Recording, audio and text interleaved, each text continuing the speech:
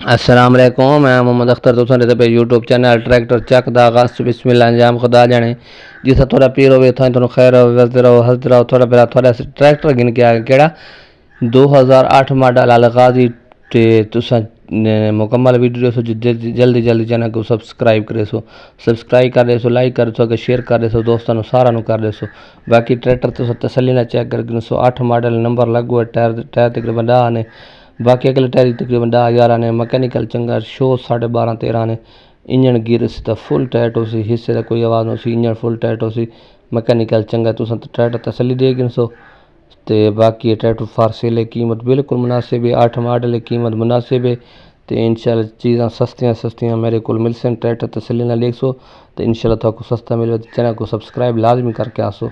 बाकी चेक करो गनो ट्रैक्टर तसली ना चेक करो, ये 8 मॉडल है, साफ़ सुथरा ट्रैक्टर है, मैकेनिकल चंगा है। साढ़े को हिक्को सको है भी जे साढ़े इलाके के बंदे जोड़े हैं वो समान सिला नाल नहीं देंगे, आपने ना घिनते ना देंगे तो समान तो बगैर मिल सी। तो बाकी ट्रैक्टर तसली ना चेक करे सो तो इंशाल्लाह आवे सी मज़ा, कीमत 16 आवे सी, लेकिन ट्रैक्टर तसली ना चेक करो।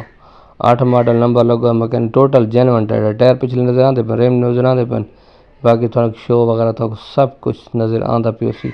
कंडीशन बेहतरीन ट्रैक्टर दी मुकम्मल तुसां लुक चेक करके नो, ये ट्रैक्टर दी मुकम्मल लुक है, बेहतरीन ट्रैक्टर साफ सुथरा तो जनवन जोड़ा रंग दी जनवन रंग है, बेहतरीन रंग दी खल है।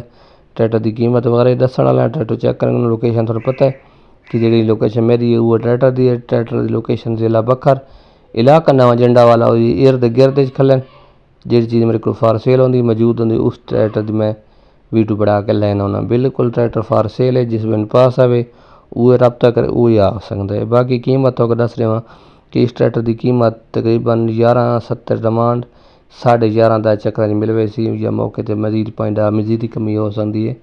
8 मॉडल है, 11 लाख 11.5 के हेर फेर मिल वैसी। बाकी ये ट्रैक्टर तुम चेक करके दे, कंडीशन देगी दी, लुक देगी दी, ट्रैक्टर बड़ा साफ तो सुथरा है।